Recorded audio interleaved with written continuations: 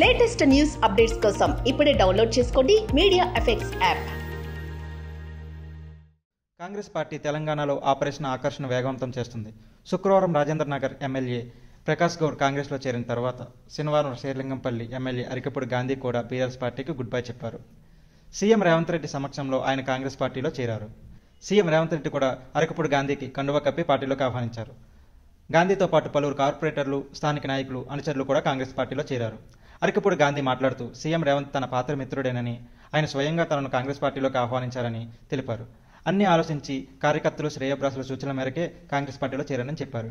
ఇప్పటికే Gadwal MLA Bandla Krishnamohan Reddy, Rajendranagar MLA Prakash Goud, Chevella MLA Kale Yadaiah, Bhadrachalam MLA Tellam Venkatrao, Basuvada MLA Pocharam Srinivasareddy, Khairatabad MLA Danam Nagender, station Ghanpur MLA Kadiyam Srihari, Jagtial MLA Sanjay Kumar కాంగ్రెస్లో చేరిన విషయం తెలిసిందే.